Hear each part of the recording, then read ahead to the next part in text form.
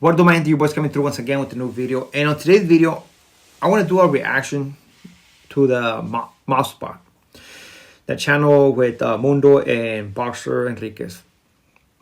So I seen this video, right? And where Boxer Enriquez talking to my big brother, Hector Bravo. And they're discussing about CDCR. And they're talking about how it has changed over the years, man. It has changed a lot, man. Trust me. It's not the same. I seen it when it was only CDC, then eventually went to CDCR. Then eventually, like in 2016, different groups, self-help groups were coming to different yards.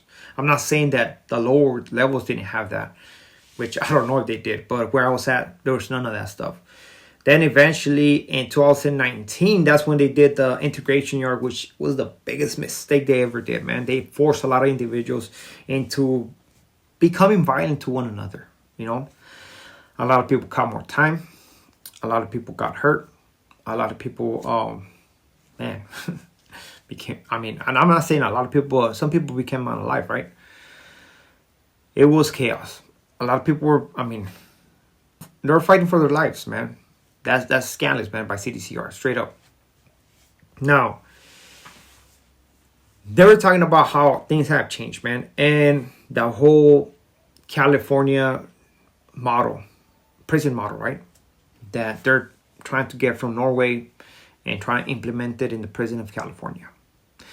And I do agree with them. It's not gonna work. No way. The reason why? Different type of prison culture in California. Way different. Got politics over here, man. It's way different. It's never gonna work. You know? Only people are getting hurt. And I don't know how long it's gonna take for these individuals to actually notice this. But what is done is done. I don't know if they're ever gonna go back trying to fix it, but I don't know. What is done already. Now, it is crazy what Hector Bravo was saying, right? Because he told Boxer that if he knew that nowadays, people in the shoe, they're walking. I guess they can open a cell, one cell, and the cops can go out to a day room and talk to a officer face to face, right? And he's saying that it's not being rehabilitative. Why? Because they put in a young CEO in danger, right? Well, I got something to say with that. Even though Boxer was saying it is not, man, because people like him who were basically in the shoe for a long time, they can easily victimize that CEO, right? And I do agree with that 100%. Individuals like that. So Hector Bravo was saying now it's worse because they have people that are quick to react and they don't answer to nobody, right? So I'm going to disagree with that right there. Let's trip on this. Let's just talk about what kind of people go to the shoe, right? So you can go to the shoe if you're involved in a riot, if somebody gets scraped, or, if you hit somebody, split them open, you're going to do a shoe term.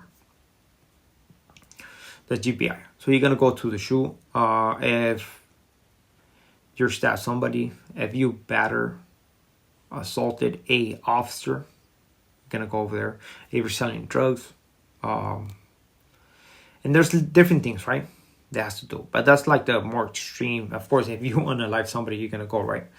But apart from unaliving, the other individual is going to do a shoe term between 6 months and a year, around there, you know? So tell me, do you think an inmate is going to become less dangerous in 6 months or a year from now? It's not. It's going to be the same person, right? So in a year or 6 months from now, that individual, that inmate, is going to be walking around in a day room by himself with the cop, doing what he's doing right now in the shoe. It's the same thing. But I guess what Hector was trying to say or trying to do, what I believe, it was that basically that if somebody does something, he has to be punished, right?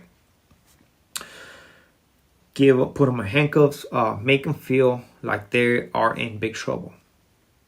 And I see this point, right? But I don't think that having an inmate without handcuffs, one cell, right, with the CO is going to make the life of the CO more dangerous, because a situation is going to happen no matter where you're at. You can be in the SHU or you can be in a regular yard. If something happens with the cop and the inmate, it's going to happen no matter where the individual is at, you know? And I guess it's a way to try to make sure you keep it respectful, right? Let's not be slamming nobody. Just keep it respectful. The same way, and of course, if there's people who are not stable mentally, yeah, that's gonna be dangerous. You know, you have to actually see with who you can do it, with who you can't. Honestly, no. But even though it is crazy, it's something new, man. Usually, you have to be on restraints at all times. Because you're supposed to be this dangerous individual who broke a CGCR law, and you have to be right like that for 6 months or a year. Eventually you get kicked out and you act normal.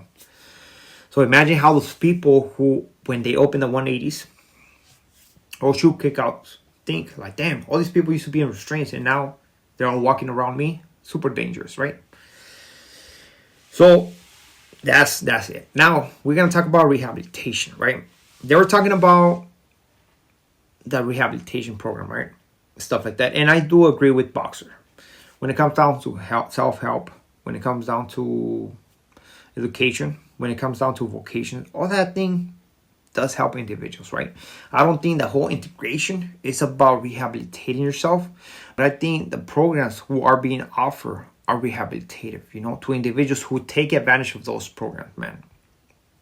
So I think if somebody wants to rehabilitate themselves, they're gonna do it because they want to do it. I have been in groups and where people take advantage of this and people take advantage of that situation to pass communication to different buildings, right? Let me just put it this way. Let's say there's a nail at the wall, right? And they put the hammer right there for you. Somebody who wants to make his life easy is going to grab that hammer and hammer that nail to the wall, right?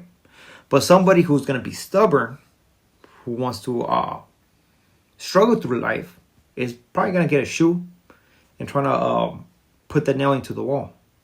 Or maybe his hand. And don't want to use that tool. This is going to help himself to get the job done. So it's almost like the same thing, man. But overall, man, at the end of the day, this whole thing with the integration with the California model is not going to work. If somebody wants to rehabilitate themselves, it's going to be within them. And that's it. So with this being it, we are out. To next video. Hopefully you like this one. Don't forget to hit the like, to subscribe to the channel, man. And to throw your comment on this canal. With this being said, nos vemos. Ratos.